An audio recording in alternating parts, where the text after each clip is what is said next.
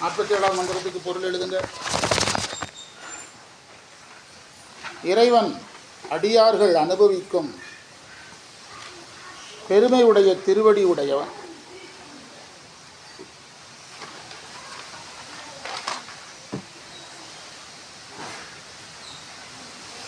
திருவடியில் கலந்து நான் சிவமாம் தன்மையில் இருந்தேன்.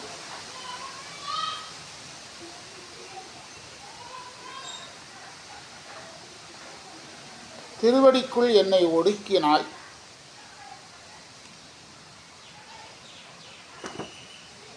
ஆவடு துறையில் எழுந்தருடைய குருவே,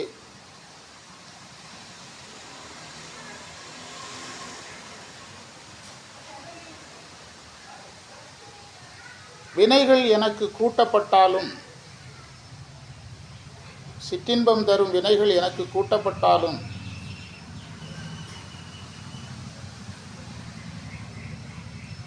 நான் அதை உன்னிடத்திலேயே கொடுப்பேன்.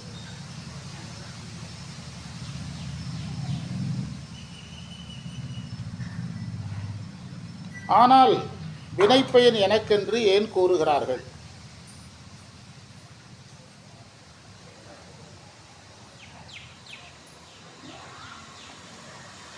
குறிப்புரை: திருவடியில் அடங்குதல் என்பது முனைப்பு வராதபடி வியாபியமாதல். முனைப்பு வராதபடி வியாபியமாய் அடங்கச் செய்தல்.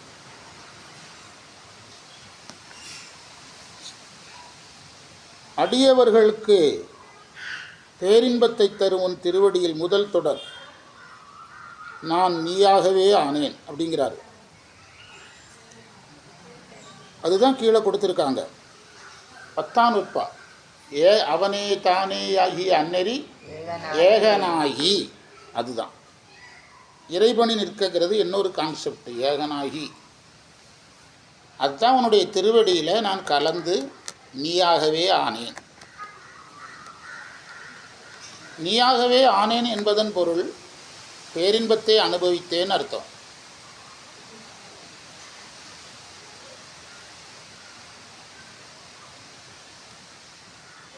வாசி அருளி எவ்வை வாழ்விக்கும் என்று உமாபதி சிவன் சொன்ன மாதிரி வகரமாகிய அம்மை எகரமாகிய ஆன்மாவை இறைவன் திருவடியில் சேர்த்து பேரின்பத்தை அனுபவிக்க வைக்கும். சிவமானது என்பதற்கு ஆன்மா சிவனைப் போல எல்லா நிலையையும் அடைந்து விட்டதுன்னு பொருள் எடுக்கக்கூடாது. முத்தியிலும் இறைவன் கொடுக்க தான் ஆன்மா அனுபவிக்குது. முத்தியிலும் ஆன்மா அடிமையாக இருக்குது. முத்தியிலேயும் ஆன்மாவுக்கு சுதந்திரம் இல்லை. கையில் கிளம்புறீங்களாம்மா? கையில் கிளம்புறீங்களா? சரி.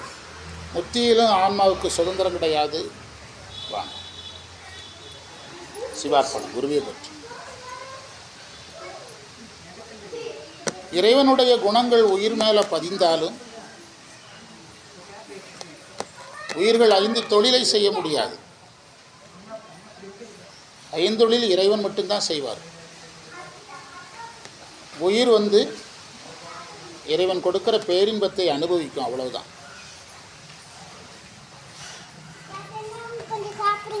நீ சாப்பிடும், எனக்கு கொஞ்சம் கொடுமா, போதுமா? நீ சாப்பிடு. வாங்க சிவார்ப்பணம். சிவார்ப்பணம்.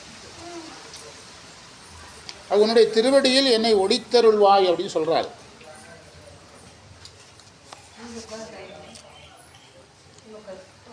அதைத்தான் திருவருட்பயனில் ஒளியே ஒளியா ஒளினார். திருவருட்பயனில் இருக்குது ஒரு தொடர். ஒளியே ஒளியா ஒளி அப்படின்னா என்ன அர்த்தம்னா ஒளிக்குள் ஒளிந்துகொள்னு அர்த்தம். அப்பர் சுவாமிகள் தன்னுடைய தேவாரத்தில் திருவடிக்கீழ் தலைமறைவுன்னு எழுதுகிறார். ஒரு வரி இருக்குது, திருவடிக்கீழ் தலைமறைவுன்னு எழுதுகிறார்.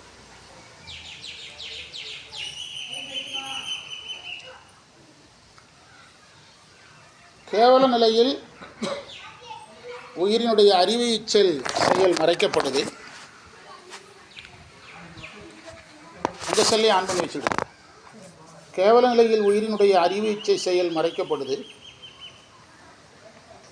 அப்போது உயிரினுடைய அறிவு மறைக்கப்படுறதுனால ஆன்மா அணு எனப்படுகிறது. சுத்த நிலையில் கேவல நிலையில் ஆணவ இருப்பு ஓங்குது, உயிரினுடைய இருப்பு தெரியலை. சுத்த நிலையில் சிவன் இருப்பு ஓங்குது, ஆன்ம இருப்பு தெரியலை.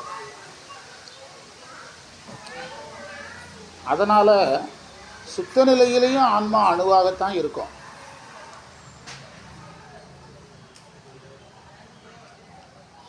முத்திதனில் 3 முதலும் ஒளிய கீழ் சுத்த அனுபோகத்தை துய்த்தல் அணு. முத்தியில் ஆன்மாவை அணுன்னு ஏன் சொன்னாங்க? அது ஒரு நாள் பேசலாம். அதை நம்ம வடத்தூர் வகுப்பில் பேசணும் தடவை. முத்திதனில் 3 முதலும் ஒளிய கீழ் சுத்த அனுபோகத்தை துய்த்தல் அணு. கேவலத்திலையும் அணுங்கிறாருங்க, முத்தியிலையும் அணுங்கிறாங்க. கேவலத்தில் அணுன்னது ஆணவமல பிடி, சுத்தத்தில் அணுன்னு சொன்னது இறைவன் பிடி. அதைத்தான் அவன் திருவடியில் நான் ஒளிஞ்சிருந்தேங்கிறார். அடுத்த பத்தியில் சொல்கிறார், இருவினைகளை எனக்கு அனுபவிக்க நீ தந்தாலும் நான் அதை உங்ககிட்ட தான் தருவேங்கிறார். ஆனால் உன்னிடத்துல தான் தருவேங்கிறார். ஜீவன் முக்தராக இருக்க வரைக்கும் பிராரத்த வினை உண்டு.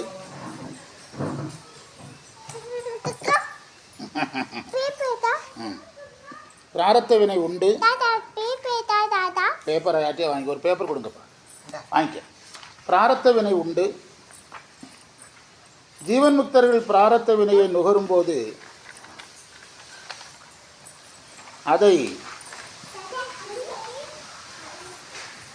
அதையும் அவங்க பேரின்பமாக தான் நினைப்பாங்க, இறைவன் தந்த பிரசாதமாக தான் நினைப்பாங்க. அதையும் அவங்க இறைவன் தந்த பிரசாதமாக தான் நினைப்பாங்க.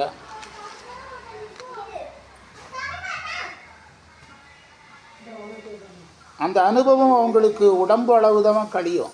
நேற்று பதிவு செஞ்சுருக்கிறோம், நேற்று இதை விரிவாக பதிவு செஞ்சுருக்கிறோம்.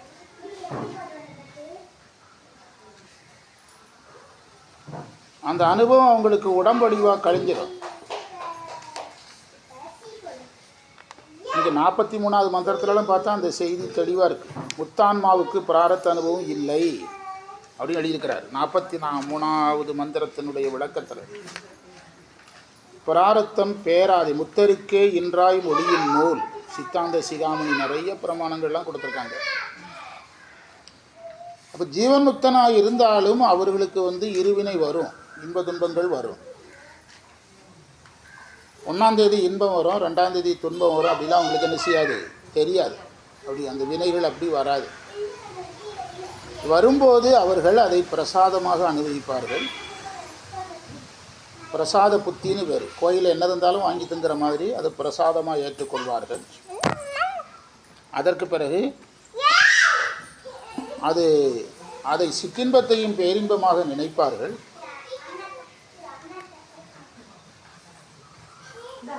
அது பிராரத்த வினை பலன் என்று அறிந்து அனுபவிப்பார்கள்.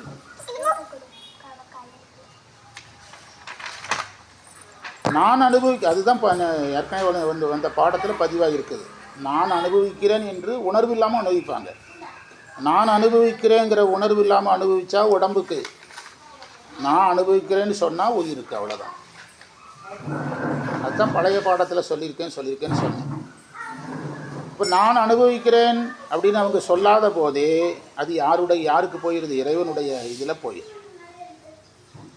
இப்போ எல்ஐசியில் சிலர் இன்சூரன்ஸ் எல்லாம் போட்டுட்டு, பேங்கு எல்ஐசிலெலாம் கோடிக்கணக்கில் லட்சக்கணக்கில் போட்டுட்டு இறந்துருவாங்க.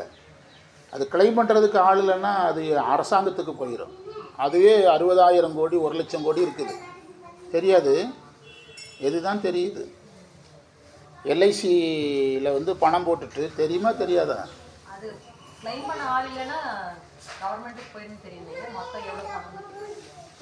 இந்த பாடத்துக்கு நேரடியான பாடம் அது தெரியான பாடத்தில் இணைக்கணும்.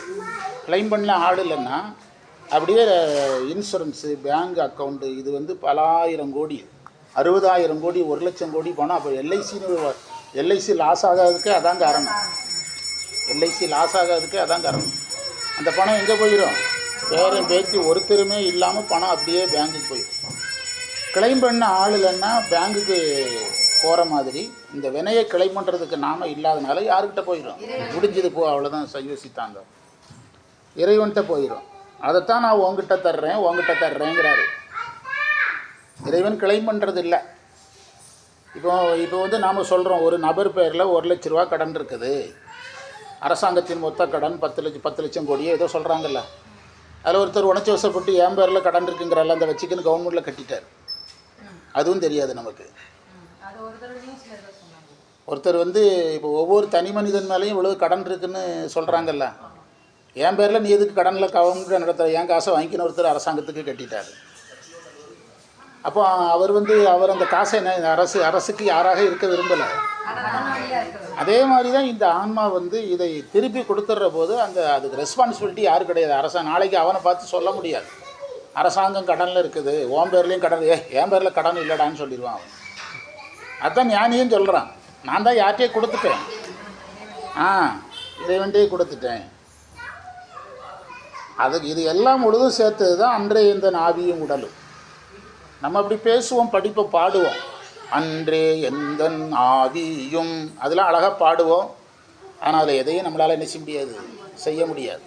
ஒரு கத்திரிக்காய் வியாபாரிகிட்ட கூட நம்ம 10 நிமிஷம் சண்டை போட்டு தான் காக்கில் கத்திரிக்காய் வாங்குகிறோம். நம்ம எதை விட காய்கறிக்காரன் அந்த தெருவுக்கு வர்றதுக்கே பயப்படுறான்.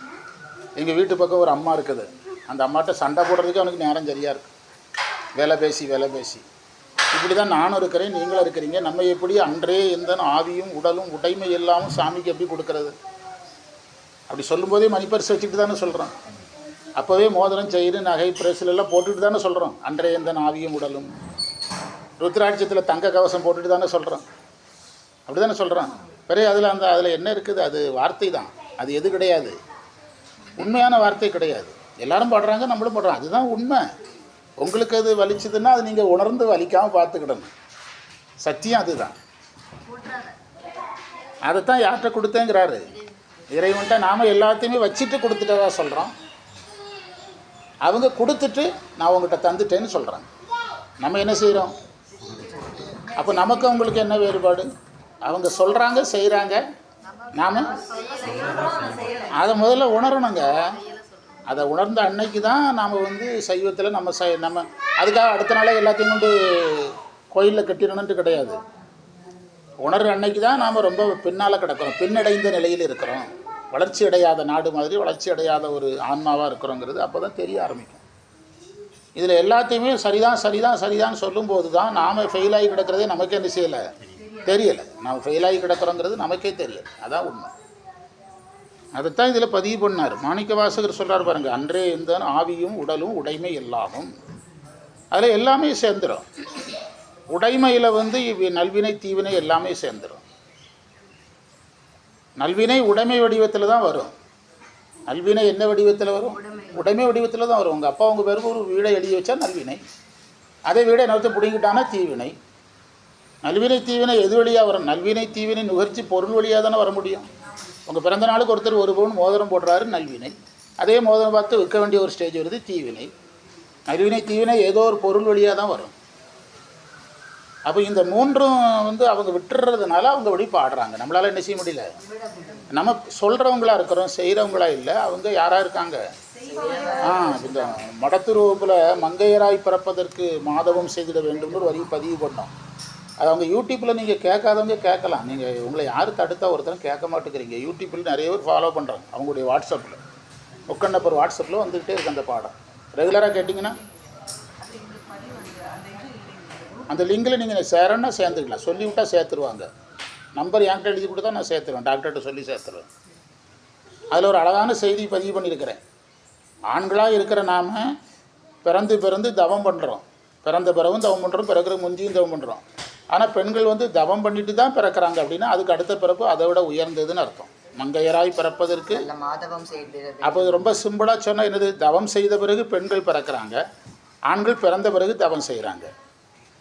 அதில் ஒரு சர்வே நான் கொடுத்தேன். நான் ஏன் பெண்களுக்கு பாடம் எடுக்க அதிகம் விரும்புகிறேன்னா, இறைவன் பெரும்பாலான உயிர்களை பெண்களாக்கி தான் மோட்சத்துக்கு அனுப்புகிறார். என்னுடைய ஒரு சர்வே, என்னுடைய 42 வருட சர்வேயில் இப்போ நீங்கள் திருவாசம் முற்றோதில் எடுத்துடுங்க, யார் தான் அதிகமாக இருக்கா? பெரும்பாலான உயிர்களை யாராக பிறக்க வச்சு தான் வீடு பேர் கொடுக்குறாரு. ஈரோடு வகுப்பில் 95 பேர் அட்டன் பண்ணால் 65% யார் தான். இந்த வாரம் கூட ஃபோட்டோ எடுத்தேன், போட்டு விடலை. 65 பேர் பெண்கள் தான். மேல்நிலை வகுப்பில் பெரும்பாலும் பெண்கள் தான். ஒரு கட்டத்தில் அவங்களுக்கு தான் அதிக ப்ரெஷரில் இருந்து தானுங்க உயர்ந்த நிலை வரும். முத்து எப்போ தோன்றுறது? முத்து எப்போ தோன்றுறது? அந்த சிப்பிக்குள்ளே வந்து ஏன் மந்திரிச்சு விட்ட மாதிரி உட்காந்துருக்குறீங்க? சொல்லுங்கள் கொஞ்சம். நீங்கள் பேராசிரியர்னு பேர் வேற வச்சுக்கிடுறீங்க. முத்துன்னு தான் சொன்னேன். அப்படி கேட்கும் உங்களுக்கு கிறக்கத்தில் இருந்தால் அப்படி தான் இருக்கும். நல்லா தின்னு விட்டு வந்தால் அப்படி தான் இருக்கும். டஸ்டெல்லாம் சேர்ந்து அப்புறம் அந்த அது கரெக்டாக சொல்கிறான். ஒரு 9ஆம் கிளாஸ் பையன் அந்த தண்ணியில் இருக்கிற டஸ்ட்டெல்லாம் போய் அதை ப்ரெஷர் பண்ணும். அதுக்கு பிடிக்காது. அந்த முத்துக்குள்ளே இருக்கிற சிப்பிக்குள்ளே இருக்கிற உயிருக்கு அந்த ப்ரெஷரில், அந்த எரிச்சலில் அதுக்குள்ளேருந்து வெளிப்படுறது தான் முத்து. அதுக்கு சுத்த தண்ணி தான் பிடிக்கும். அந்த டஸ்ட்டெல்லாம் போய் டிஸ்டர்ப் பண்ண உடனே நம்ம வேர்த்த உடனே டிஸ்டர்ப் ஆகிற மாதிரி அப்படி டிஸ்டர்ப் ஆகும்போது தோன்றது தான் எனது முத்து. அப்படி ஒவ்வொன்றா சொல்லுங்கள். எல்லா பொருளும் தங்கம் வந்து ப்ரெஷரில் தான் தங்கமாக மாறுது. பூமிக்கு எதிரே ஏற்படக்கூடிய அழுத்தத்தில் தான் பாறையை தான் மாறுது, தங்கமாக மாறுது. ஃபேமிலின்னு வரும்போது ப்ரெஷர் யாருக்கு தான் அதிகம்? பெண்களுக்கு தான் அதிகம். ஆண்கள் வந்து டல்லாக இருக்க ஒரு கிளாஸ் டீயை போடு, குடிச்சுவிட்டு திரும்ப ஒரு தடவை டீயை போடும்பாங்க. தூக்கம் வர்றது தூங்குறேன்பாங்க. அவங்களுக்கு டிஃபன் ஆச்சுதான் ஆகலையா அதை பற்றி என்ன, அவங்களுக்கு என்னானதான் என்ன. சமூக ரீதியாக பார்ப்போமே, அந்த பெண் வந்து வீட்டையும் பார்த்து வேலைக்கும் போகிறாங்க. இவங்க வேலைக்கு மட்டும்தானே போகிறாங்க. அங்கேயே இது தொடங்கிறது, ப்ரெஷர் என்ன செஞ்சிருது, தொடங்கிறது. நீங்கள் இவங்கள சொல்லக்கூடாது, ஹவுஸ் ஒய்ஃபை சொல்லக்கூடாது. நான் சொல்கிறது வேலைக்கு போகிற லேடிஸை சொல்கிறேன். ஹவுஸ் ஒய்ஃபாக இருக்காங்க, சிலர் ஹவுஸ் ஹஸ்பண்டாக இருக்கிறான், அது வேறு விஷயம். ஒருத்தர் சொன்னாராம் ஹவுஸ் ஹஸ்பண்டாக இருக்கிறேன் அப்படின்னாராம், அது வேறு விஷயம். நீங்கள் இந்த நிலையில் இருக்கிற பெண்களை நினச்சி பாருங்கள். எந்த நிலையில் இருக்க நல்ல பொறுப்புள்ள ஒரு பெண்ணாக இருந்து ஆஃபீஸ்லேயும் பொறுப்பாக இருக்கிற ஒரு பெண்ணை நினச்சி பார்த்தீங்கன்னா ப்ரெஷர் ரொம்ப அதிகம். உங்கள் வீட்டில் வந்து உங்கள் வீட்டுக்காரர் 2 லட்ச ரூபா கடன் வாங்கிட்டாருன்னா அவர் ஓடி ஒளிஞ்சிருவார். நீங்கள் வீட்டை விட்டு எத்தனை நாள் ஓடி ஒளிவீங்க? வர்றவனுக்கு யார் தான் பதில் சொல்கிறான்?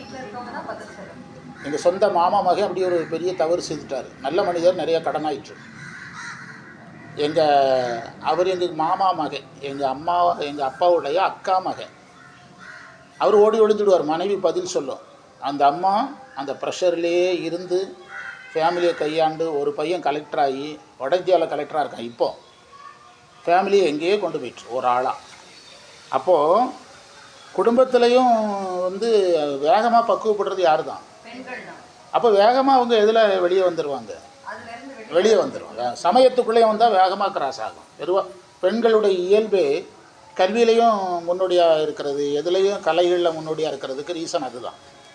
ஏன்னா அவங்களுடைய நேச்சர் குணங்கள்னு சில இருக்குது. ஏன்னா ரொம்ப காலத்துக்கு முன்பு பதிவு செய்திருக்கிற பாடத்தில் பெண்கள் சமயத்துக்கு ஏற்றவர்கள் அல்ல என்பதில் எனக்கு உடன்பாடு இல்லை. ஆனால் அதற்கு அவன் சொல்கிற காரணத்தில் எனக்கு உடன்பாடு இருக்குது. ஒரு அல்லங்கிறதுல உடன்பாடு இல்லை. அதுக்கு அவன் சொல்கிற காரணம் பொறாமப்படுவாங்க, ஒரு வேலையை கண்டினியூவாக செய்ய மாட்டாங்க, இடையில திடீர்னு அப்படியே போட்டு ஓடிடுவோம், பெப்பரப்பேன்னு போட்டு ஓடிடுவாங்க. நான் நிறைய தடவை பார்த்தாச்சு. அதெல்லாம் உண்மை தான். ஒரு 10 காரணம் 15 காரணம் இருக்குது. அந்த காரணங்கள் எல்லாம் உண்மை தான். திடீர்னு அப்படியே போட்டு ஓடிடுவாங்க. ஒரு பையனை ஒரு ஸ்கூலில் வேலைக்கு சேர்த்தோம்னா ஸ்கூலை விட்டு திடீர்னு போக மாட்டான். ஆனால் ஒரு பிள்ளை பள்ளிக்கூடத்துக்கு நாங்கள் பார்த்தது, பள்ளிக்கூடத்துக்கு வேலைக்கு வரோம், 6வது மாதத்தில் கல்யாணம் பேசுவாங்க, கல்யாண பத்திரிக்கையில் அந்த ஸ்கூல் பேரை போட்டுருவானுங்க, ஆசிரியர் ஸ்கூல் வேறு போட்டுருவானுங்க. அடுத்து 6வது 10வது நாள் வந்து நான் கணவர் வீட்டுக்கு போகிறேன், பள்ளிக்கூடத்துக்கு வரலன்ட்டு போய் பெப்பரப்பேன்ட்டு போயிடும். பள்ளிக்கூடம் என்ன ஆகும், 10th பரீட்சை எழுதுகிறான் அவன் என்ன ஆகும், அதை பற்றிலாம் இப்படி ஒரு 15 காரணங்கள் இருக்குது. பொறாமைப்படுவார்கள், வேலைகளை முழுமையாக என்ன செய்ய மாட்டார்கள், ஏதேனும் காரணம் மட்டும் போட்டுட்டு என்ன செஞ்சுருவாங்க, ஓடிவிடுவார்கள். இந்த காரணம் எல்லாம் உண்மை தான். அதனால தான் நமக்கு நாயன்மார்களில் எது தேரலை, பெண்கள் நிறைய தேரலை. அவங்களுக்கு ஆழ்வார்களில் ஒரே ஒரு பெண்ணு தான் தேருது. தேர்ன 2ம் சூப்பராக இருக்குது. சைவத்தில் தேர்ன 3 பேர் பாருங்கள். மங்கையர்க்கரசியார் டாப்பில் இருக்கிறாங்க. ஒரு தமிழ்நாட்டின் ஒரு எல்லையை தூக்கி நிறுத்துகிறாங்க மங்கையர்க்கரசியார்.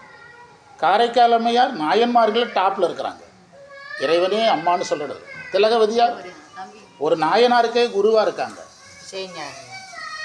அது அந்த தாய்மார் அவங்க எல்லாருமே பெரிய நாயனார்கள் உருவதுக்கு காரணமாக இருக்கிறாங்க.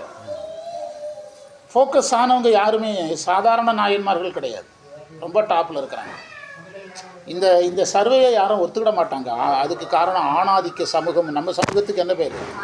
ஆணாதிக்க சமூகம். எல்லாத்துக்கும் பெண்களை பின்னால் தள்ளிட்டு ஆண்கள் ஃபோக்கஸ் ஆகிறதுக்கு பேர் தான் ஆணாதிக்க சமூகம். அதில் அந்த சமூக கொள்கையில் நாங்கள் வந்து ரொம்ப காலமே மறுக்கிறவங்க. நாங்கள் பெண் சமநீதி தான் பேசுகிறோம். ஆணுக்கு பெண் நிகரென்று கும்மியடினார்ல பாரதியார்.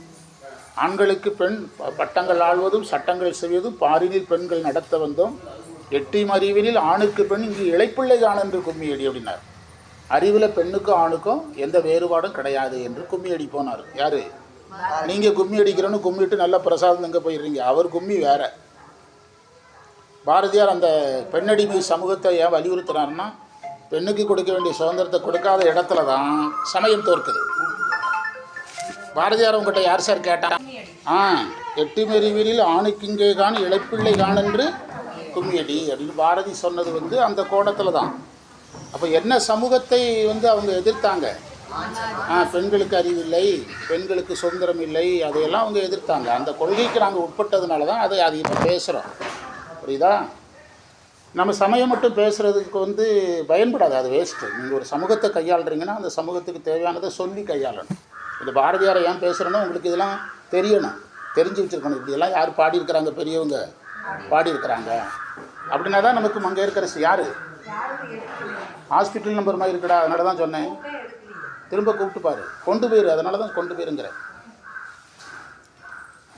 அப்போது வந்து இந்த திலகவதியார் வந்தாங்க, மங்கையர்க்கரசியர் வந்தாங்கன்னா அதுக்கு பின்னால் என்னென்ன காரணங்கள் இருந்து தெரிஞ்சதுன்னா, பின்னால் வரக்கூடிய பாரதி போன்றவங்க சொல்கிறதும் நமக்கு என்ன செய்யணும், தெரிஞ்சிருக்கணும். அதையும் சொல்ல தெரியணும்.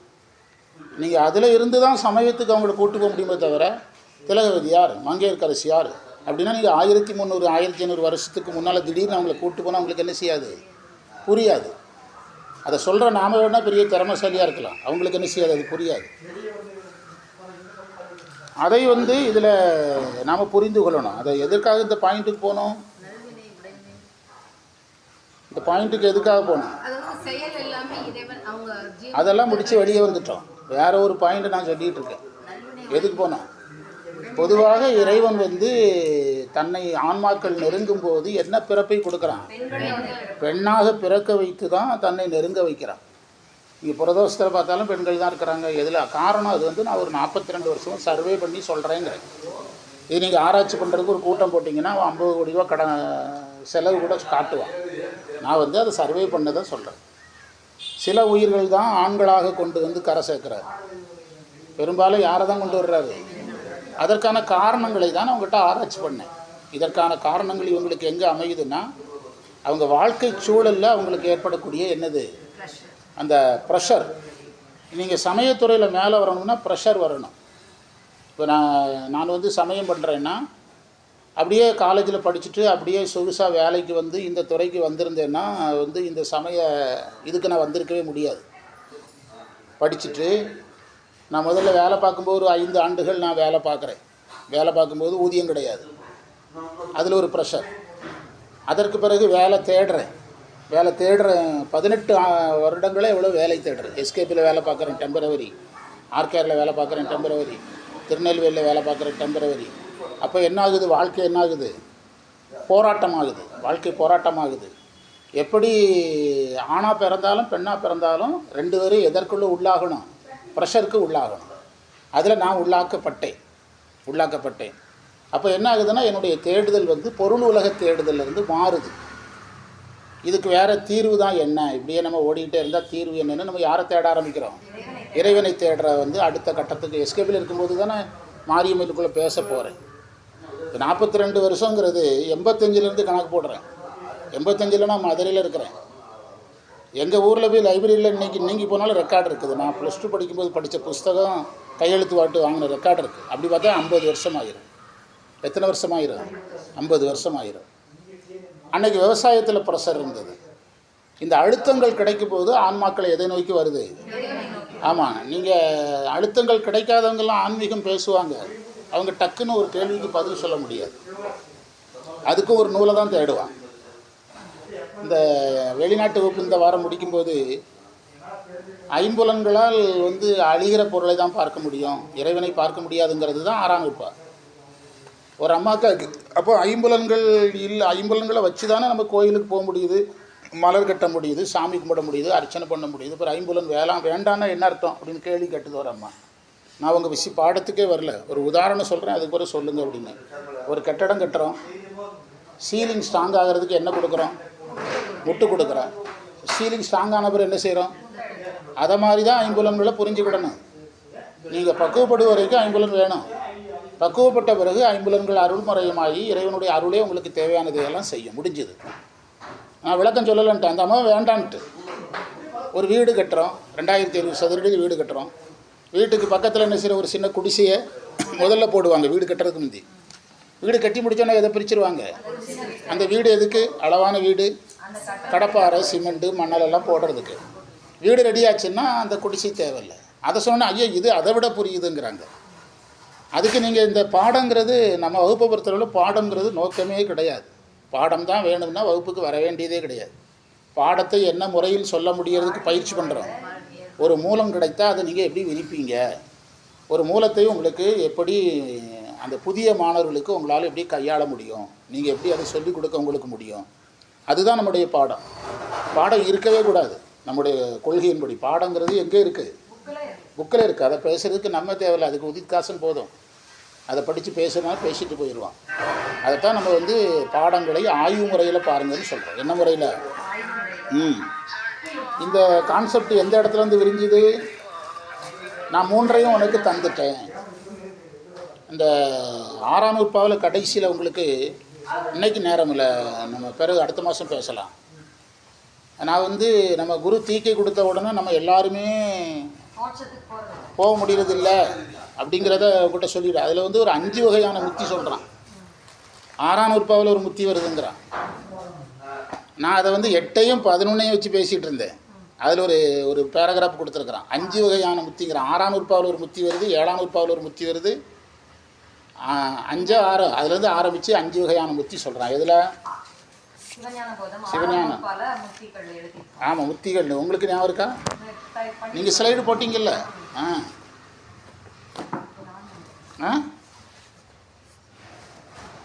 அந்த புக்கு கொண்டு வரல உங்கள்கிட்ட. சிவஞான போதம் இருக்கா உங்கள்கிட்ட?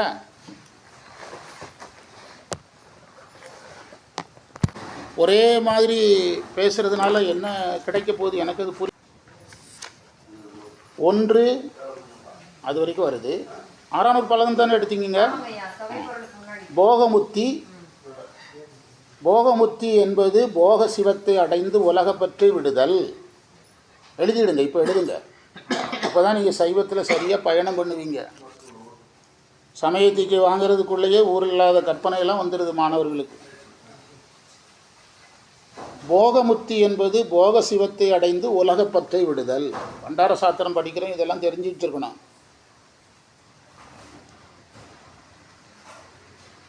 முதல்ல இருந்து வந்துடலாமா?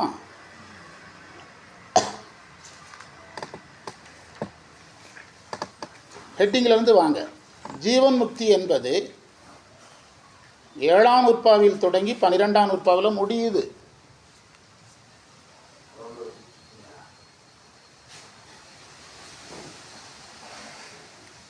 முதல்ல வர்றது அதிகார முத்தி.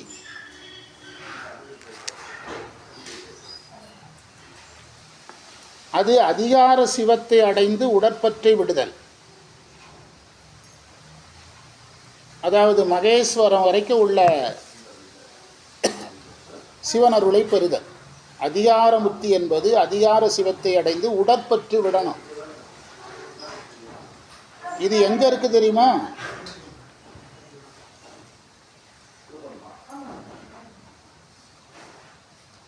அதிகார சிவம் என்பவர் குரு. லயம், போகம், அதிகாரம். இது 8ஆம் நூற்பாவில் தம்முதல் குருவுமாய் எனப்பட்டது. இது அதிகார முத்தி. நம்ம நேரடியாக எந்த முத்தியை பேசுகிறோம்? 8ஆம் நூற்பாவுக்குலேருந்து நம்முடைய பக்குவம் கிளம்ப ஆரம்பிக்குது. இது அதிகார முத்தி. அடுத்தது போகமுத்தி. அப்போ முத்திக்கான ஸ்டெப்பு எங்கே தொடங்குது? 7ஆம் நூற்பாவில் தொடங்குறது இருக்கட்டும். நூற்பா சொல்கிறதுல தான் கவனமாக இருக்கிறீங்க. எதை விடும்போது? உடல் பற்று விடணும். அதில் எதையுமே விடாமல் சைவம் பண்ணுறேன்னா என்னங்கிறது தான் இப்போ நான் கேட்குறேன். கேட்டால் சமயத்துக்கு வாங்கிறதுக்குள்ளே எல்லாம் அடைந்ததாக கற்பனை பண்ணுறாங்க, எல்லாம் அடைந்ததாக பேசுகிறாங்க, எல்லாம் அடைந்ததாக சொல்கிறாங்க, எல்லாம் அடைந்ததாக வேடம் போடுறாங்க. முதல்ல உடல் பற்று விடணும். அது எட்டாம் உற்பாவை ஃபாலோ பண்ணும்போது வருது. அதுக்கு என்ன பேர்? அதிகாரமுத்தி. அடுத்தது போகமுத்தி, போக சிவத்தை அடைதல். அது சதாசிவனுடைய அருளை பெறுதல். அது உலகப்பற்ற விடுதல். இப்போ ஆட முடித்த பிறகு அந்த அம்மா, ஒரு அம்மா இலங்கைக்கார அம்மா இதில் கேள்வி கேட்க ஆரம்பித்தாங்க. பிறகு நான் அந்த மெட்டீரியலாம் எடுத்து வச்சுட்டேன், திரும்ப எடுத்து அதை எடுத்து பேசினேன். அடுத்தது போகமுத்தி, உலகப்பற்றை விடுதல். இப்போ நமக்கு என்ன பிரச்சனை சொல்லுங்கள், இனியாவது சொல்லுங்கள். உடல் பற்றே விடலை, எட்டாம் உற்பாவுக்கே தகுதி கிடையாது. பிறகு எப்படி நீங்கள் இப்போ சொன்னார்ல, நான் என்னுடைய 2 வினைகளையும் வினைப்பயனை யார்கிட்ட கொடுத்துட்டேன்? ஓன்ட்ட கொடுத்துட்டேன். எனக்கு வினைன்னு ஏன் சொல்கிறாங்க, எனக்கு எதுக்கு போகம்னு சொல்கிறாங்கன்னு கேட்டார்ல, அது அவங்களுக்கு தான், நமக்கு என்ன செய்ய, அது பொருந்தாது. உடல் பற்றையே விடாத போது எட்டாம் உற்பாவுக்கு தகுதி இல்லை. உடல் பற்றை விட்டீங்கன்னா அடுத்து எத்தனாம் உற்பாவுக்கு நீங்கள் தகுதியாகிறீங்க? தம் முதல் குருவுமாய். அந்த அடுத்து போகமுத்தி, உலகப்பற்றை விடணும். உலகப்பற்றை நீங்கள் விடணும். இது 9ஆம் உற்பாவில் ஞானக்கண்ணில் சிந்தை நாடி பாசம் ஒருவ. அதான் பாசம் ஒருவ.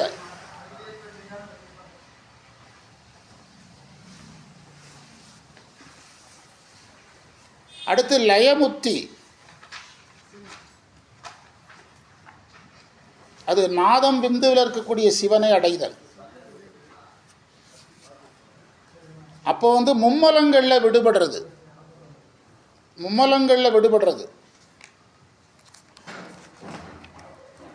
அங்கே நான்கிற எண்ணமே அங்கே இருக்கக்கூடாது.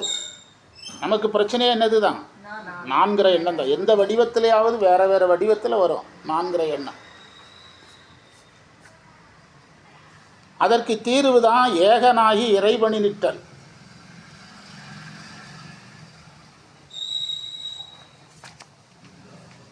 அதற்கு பிறகு வர்றது பரமுத்தி.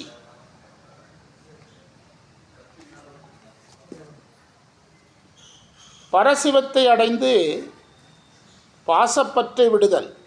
இது 11ஆம் உற்பாவில் அயரா அன்பின் அரண்களல் செல்லுமேன் இருக்குது.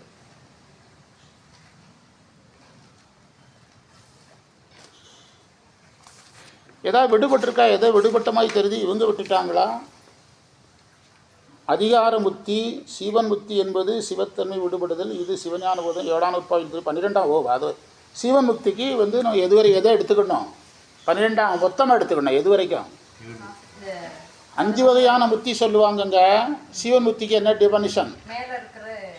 7 முதல் 12 வரைக்கும் உள்ளதை சேர்த்து எடுத்துக்கிடணும்.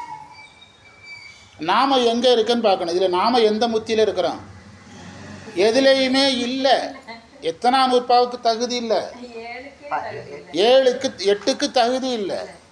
7க்கு ஆன்மா சாதிக்கிற அதிகாரம் மட்டும் இருக்குது. அவ்வளோதான் இருக்குது. இந்த ஒன்று போதும். நாம் பேசிகிட்டு இருக்கிற கான்செப்டில் நம்ம சிவனடியார்களாக இருக்கிற நாம் எங்கே இருக்கிறோம்? பண்டார சாத்திரத்தில் அதுதானே பேசணும். நாம் எங்கே இருக்கிறோம்? முதல்ல உடல் பற்றி விடணும், 8ஆம் உற்பா. பிறகு உலகம் பற்றி விடணும், எத்தனாம் உற்பா? 9ஆம் உற்பா. பிறகு பாசத்தில் பற்றி விடணும், எத்தனாம் உற்பா? 10ஆம் உற்பா.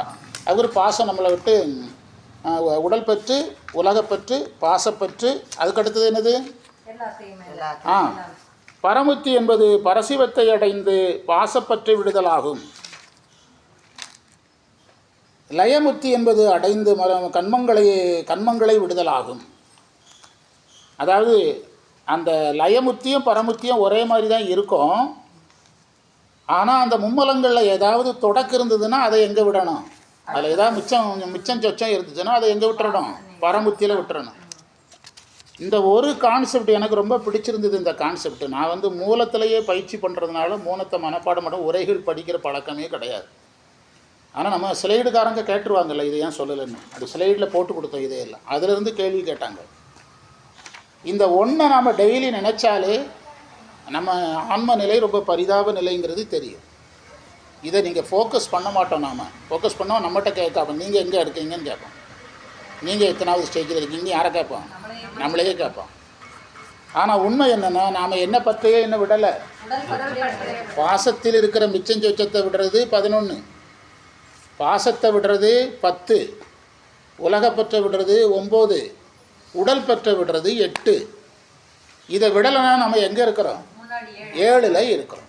7ஆம் நூற்பாவில் நம்ம இருக்கிறோம். என்னைக்கு இந்த உடல் பற்றி நமக்கு இப்போ உடம்புக்கு நமக்கு ஏதாவது ஒன்றுனா தாங்க முடியல, பசிச்சா தாங்க முடியல, நோய் வந்தால் தாங்க முடியல, அப்போ வந்து நாம் இன்னும் எதையே விடலை.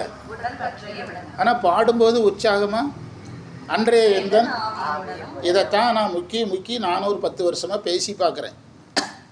சிவன் அப்படி நான் சொல்கிறத நீங்கள் கையில் எடுத்தீங்கன்னா வளருவீங்க, இல்லைன்னா அப்படியே இருப்பீங்க. புரியுதா? பதப்படுத்துதல், பதப்படுத்துதலுக்கு பக்குவப்படுத்துதலுக்கு என்ன வேறு? ஒரு ஆப்பிள் பழத்தை நீங்கள் ஃப்ரிட்ஜில் போட்டிங்கன்னா 1 வாரம் கழித்து எடுத்தால் அப்படி இருக்கும், இல்லைன்னா அழுகும். ஒன்று தன் ஸ்டேஜில் இருக்கும், அல்லது தன் ஸ்டேஜை விட கீழே போகுது. இது பேர் பதப்படுத்துதல். பொதுவாக எல்லாரையும் தனக்கு நிறைய பேர் வேணும்னா எப்படி வச்சுக்கிடுவாங்க? பதப்படுத்தி வச்சுக்கிடுவாங்க. பக்குவப்படுத்துதல்ங்கிறது என்னதுன்னா, ஒரு செடியை நட்டு அதுக்கு தண்ணி ஊற்றி 1 வாரத்தில் 2 இலை விடுது, 6 மாதத்தில் 100 இலை விடுது, 12 மாதத்தில் கிளை விடுற மாதிரி வளர்க்கிறது. புரியுதா? அது என்னது? பக்குவப்படுத்துது. நம்ம வகுப்பு எதை ஏமா எடுத்துருக்குது? பதப்படுத்து. அதுக்கு தான் இப்படி கரடியாக கத்தி மூச்சை விடுறோம். பக்குவப்படுத்துறது தான் நம்முடைய நோக்கம், பதப்படுத்துறது நோக்கம். நீங்கள் ஃப்ரிட்ஜிலேயே நல்லா சுவையான சாம்பாரை வச்சுட்டு மிச்சம்னு ஃப்ரிட்ஜில் வச்சிங்கன்னா அடுத்த நாள் அதனுடைய டேஸ்ட்டு குறையும், அதுக்கு அடுத்த நாள் இன்னும் குறையும், அதுக்கு அடுத்த நாள் தூர தான் ஊற்றணும், அது வேஸ்ட்டாக போயிடும். இதுதான் பதப்படுத்துதல். அந்த ஸ்டேஜில் இருந்து கீழே போயிடும் அந்த உயிர். நான் பார்த்ததுனால சொல்கிறேன், பல உயிர்களை நான் பார்த்ததுனால சொல்கிறேன். பக்குவப்படுத்துதல்ங்கிறது என்னதுன்னா, அந்த உயிரை இருக்கிற ஸ்டேஜிலேருந்து மேலே கொண்டு வர்றது. அதுதான் நம்ம போராடுறோம். பதப்படுத்துதலுக்கு முக்க வேண்டியதே இல்லை, முனக வேண்டியது இல்லை, யாரையும் காய்ச்ச வேண்டியது இல்லை. புக்கில் இருக்கிறத பேசிட்டு டாட்டா வணக்கம் சிவாய நம்மன்ட்டு என்ன செஞ்சுட்டு இருக்கலாம், போயிட்டுருக்கலாம். இதை ஃபாலோ பண்ணுங்கள். முதல்ல இதை வந்து நம்ம மடத்தூர் வகுப்பில் சேர்த்து விடணும். இந்த பகுதியை சேர்த்து விட்டால் தான் உண்மை விளக்கம் முடிகிற இடம் நல்லா ஃபோக்கஸ் ஆகும். பாடம் கேட்குறதுக்குள்ளே 3 தடவை தண்ணி குடிச்சாச்சு. எப்படி பாடத்தை கவனிக்க உங்கள் பக்கத்தில் மாணவர்கள் பாடம் கேட்க